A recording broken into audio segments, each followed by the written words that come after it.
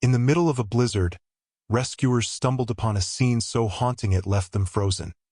A tiny German shepherd puppy, barely alive, sobbing in the snow, guarding something buried beneath its trembling body. It refused to move. It refused to leave. And when they finally uncovered what the pup was protecting, even the toughest among them couldn't hold back tears. What was hidden beneath that snow would reveal a story of love, loss, and a bond stronger than death.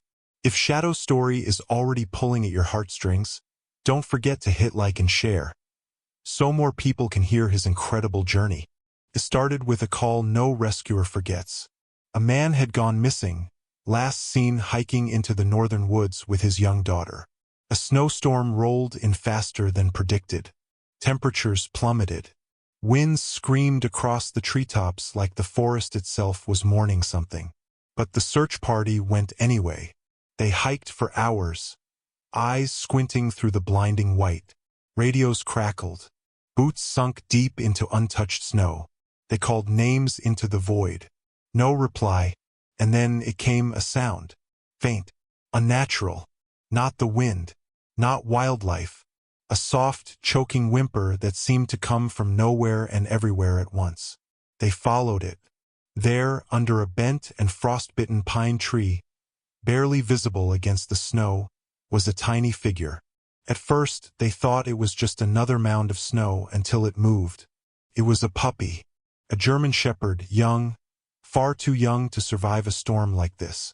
Its fur was soaked, frozen in places, and clung tight to its shivering body. Its ears lay flat. Its tail was curled tightly under it. And its eyes were what broke them. Tears, actual, glistening tears, froze on its face as it let out another soft cry. Not a bark, not a growl, something between a sob and a plea. The rescuers approached slowly. They'd seen strange things in the wild before, but something about this moment, this image of a tiny dog mourning in silence, struck deep. One of them knelt in the snow, inching closer, and that's when they saw what the pup was guarding.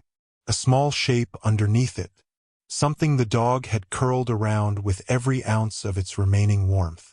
At first, they thought it was another animal, but the closer they looked, the clearer the nightmare became. It was a child, a little girl, maybe 6, maybe 7, wrapped in a thin pink coat, face pale as snow, lips cracked. Her arms were curled around a tiny backpack, now half buried. Her hair was dusted in frost like a crown. She looked asleep. She wasn't. The rescuers froze. Even seasoned veterans, a firefighter, a park ranger, an EMT, stood still, unable to speak. And the puppy, he just looked at them, eyes pleading, as if asking, "Why didn't you come sooner?" When one of them reached out, the puppy growled. A feeble sound, hoarse and broken. It didn't want to attack. It just couldn't let go. It stayed draped over her chest like a shield, like a blanket that had refused to leave even as the cold tried to take them both. Eventually, the rescuers moved. They had to. One man whispered a prayer as he lifted the girl gently into his arms. The puppy followed, cried, pawed at the blanket, tried to climb back into her arms. It wasn't just protecting her. It was mourning her. Make sure you're subscribed to Chronicles of Wild, where every rescue story reminds us why compassion matters. They carried both down the trail, one limp in silence, the other clinging to the edge of grief. The team didn't speak much. What could they say? At base camp, heaters roared and medics moved quickly, but the damage had long been done. The little girl had passed hours before the team arrived.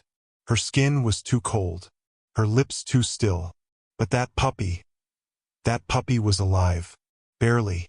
They wrapped him in blankets, gave him fluids, warmed his tiny body inch by inch. And through it all, he kept searching. For her. Every movement, every scent, every sound. He was hoping she was nearby. He didn't understand. He didn't know she was gone. In the hours that followed, search crews combed the forest for the girl's father. They found fragments. A broken thermos, a crushed cell phone, paw prints in the snow where he must have tried to lead his daughter to shelter. They believe he got separated, maybe turned around, maybe injured. It didn't matter. He was never found. But what they did know, what they could never forget, was that the little girl had not died alone. Because a puppy, a soul too small to fight nature, had done the impossible. He had stayed. He had refused to leave her, even when his body begged to flee. He had mourned her with every tear, guarded her with every breath, and waited for help, hoping that someone, anyone, would come for them. Drop a comment now if you believe every animal deserves a second chance to find love and family. And now they had. But it was too late for her. Not for him. The rescuers named him Shadow, because like a shadow, he never left her side, not even in death. And though he couldn't speak, his eyes told them everything they needed to know about loyalty, about love, about loss. What kind of bond makes a creature so small stand guard over death? What kind of heart beats that loudly in something so fragile? That day, the storm had taken lives. But it had also revealed something deeper, something unbreakable. It showed the world that even in silence, even in pain, love endures. And some souls are born protectors, even when they're puppies. They named him Shadow. It was the only name that made sense. Because wherever she had gone, he had followed. A shadow in the snow. A flicker of loyalty that never broke. The rescuers didn't know what to do with him at first. He wouldn't eat, wouldn't sleep. He just waited by the door, staring out into the white wilderness, as if listening for footsteps that would never return. Shadow had to be coaxed into the rescue shelter. Every time a child's voice echoed through the halls, he'd perk up, hopeful, ears twitching, eyes wide. Then he'd realize it wasn't her. And he'd lie back down, letting out the smallest, most human-sounding sigh. But grief, even in dogs, softens. Or maybe it hardens into something new, because Shadow didn't die with her. He stayed alive. And in that survival was a story, one that no one knew yet. It was the shelter vet who pieced it together, bit by bit, while treating him for frostbite and dehydration. The girl's name was Emily, 6 years old, bright eyes, an old soul according to her school teachers. Her mother had passed away 2 years prior.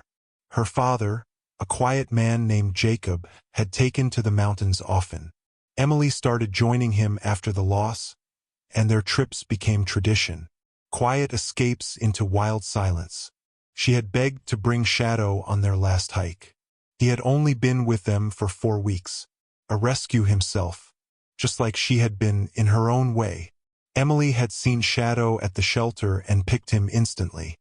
"He's sad like me," she said, "but he still wants to love." In the home videos the shelter received from extended family, Emily and Shadow were inseparable. She dressed him in her baby brother's old sweaters. She read books aloud to him. She even made him a paper crown and declared him king of loyal things. The footage stopped a few days before they went into the forest. No one knew what happened after. Not for sure. But Shadow did. The story had to be told through his scars, his behavior, the way he flinched at broken branches, howled at empty sleeping bags. The only map was in his memory. Silent, painful, but present. In the days after the rescue, the shelter workers started to notice something. At night, when the wind howled, Shadow would cry. Not just bark. Not just whimper. He would cry, long and low, like a wolf mourning the moon. But not in fear. In memory. One of the volunteers, a retired forest ranger named Della, started sitting with him during these episodes. She'd speak softly, holding an old flannel blanket, the same one they found in the backpack beside Emily. "Tell me, boy," she'd whisper. "What did you see?" She began piecing the puzzle together. They had gotten lost after a snowdrift covered the trail. Jacob tried to carry Emily. Hours passed. The storm grew. Visibility dropped to nothing. When they finally stopped, they built a small shelter between fallen trees. Jacob must have gone out to find help. He never returned. Emily had Shadow, and Shadow had her. For almost 2 days they survived like that, huddled together, rationing what little food was left. Emily gave him her scarf. Shadow lay across her chest, trying to keep her warm. In the end, it wasn't enough. But he stayed. He never left. Even as the snow fell. Even as the cold crept in. Even when she was gone. He stayed. Della told the story to anyone who would listen. News reporters came. Shadow's photo went viral. A small, shaking pup covered in frost, eyes hauntingly wise. The world fell in love. But fame wasn't healing. What healed Shadow slowly were the quiet moments. A soft hand, a warm meal, familiar smells, and eventually, another girl. Her name was Clara, 8 years old, in foster care, moved from house to house like a leaf in the wind. She didn't talk much, refused to smile. But when she walked into the shelter that day, Shadow stood up. He hadn't done that for anyone else. Clara looked at him. He looked back, and something passed between them. The staff held their breath. Clara knelt down slowly. Shadow didn't move. She reached out and he leaned into her hand. No fear, no flinch, just trust. "He's sad like me," she said. Those same words, as if Emily's voice had echoed forward through time, through tears, through snow. That day, Clara didn't go back to her foster home. Paperwork was started. A family was found, one willing to adopt both of them. A girl and a dog, each with ghosts, each with stories, each with scars that didn't quite show on the surface. But together they began to heal. Shadow didn't forget Emily. Not ever. He still cried some nights, still searched the snowbanks when winter rolled back in. But now he had someone to come home to, someone to guard. Because some souls are born protectors. And Shadow had given his heart once. He would do it again. Because love, even in loss, never truly disappears. It just waits. For the right hands. For the right voice. For the next little girl brave enough to whisper, "I see you." And Shadow? He saw her too. Clara and Shadow became inseparable. Wherever she went, he followed. At school, she spoke more. At night, she didn't need the hall light anymore. When thunder rolled through the valley, she didn't hide beneath her bed. She reached for Shadow, and he was there. But life, cruel and beautiful, doesn't leave us in peace for long. It was the first snowfall of the year. Clara's new adoptive family had taken her up to the same mountain trail. Not the same route, but close. They thought it would be good. Symbolic, even. A way to show Clara how far she'd come. They brought Shadow, of course. They brought cocoa, warm jackets, and laughter. Until they took a wrong turn. It happened fast. A patch of ice. A misstep. Clara slipped, tumbling down a shallow ravine. She landed hard. Not deep, but twisted. Her ankle gave a sickening crack. She cried out, and her voice echoed through the pine trees. Her parents screamed her name. But the ravine was narrow, the slope slick. They couldn't reach her. Shadow didn't wait. With a sudden, powerful leap, he bounded down the bank.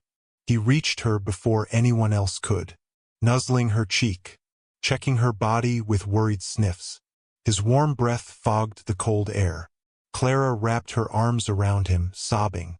"I can't move," she whispered. Shadow didn't leave.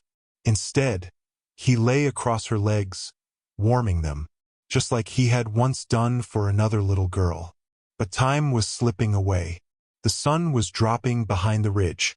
Reception was lost. Her parents couldn't get help. Panic set in. Then Shadow stood. He turned, barked once, sharp and loud, then looked up the ravine. The father tried to climb down, slipped, and caught himself. Too dangerous. Then Shadow did something unexpected. He took off. He ran. Through the snow, through the dusk, over broken trails he somehow remembered. He ran like he had years ago, heart pounding, feet slicing through powder. He didn't know where help was, but he knew how to find people. He knew how to save a girl. Downhill, through branches, across streams, barking, howling, stopping only to listen, until a light, two hikers, part of a late patrol group, saw him, a wild, frost-dusted dog running full force, howling like something ancient. They followed. Shadow led them back, through forest, across ice. When they found Clara, her parents were wrapped around her, trying to keep her warm. Shadow stood beside them, as if guarding the mountain itself. Clara was taken to the hospital. Her injury, though painful, wasn't serious. A fracture. But the frostbite, that could have turned if not for Shadow's body heat. He had bought her time. Again. Word got out. Local news covered it. Then national. Dog saves girl on same mountain where he once lost another. People wept. Shadow, already a known name, became a legend. But to Clara he was more than that. He was her guardian, her best friend, her reason to believe in love that doesn't end when the snow falls. Months passed. Seasons shifted. Clara grew stronger. Shadow aged, gently, gracefully. White appeared on his muzzle. He moved slower, but his eyes remained watchful, devoted. One spring morning, Clara found a letter in the mail. From the grandmother of Emily. She had heard the story. She wrote, "I never got to thank the dog who stayed by my granddaughter, but I see now he's still doing what he was born to do, loving girls who need him." Enclosed was a small, faded photograph. Emily, smiling, a paper crown on Shadow's head. Clara framed it. Years later, Shadow passed peacefully on Clara's bed. She was with him, holding his paw, whispering that he had done everything right. She scattered some of his ashes on the mountain, but she kept the rest. In a box labeled, "King of Loyal Things,"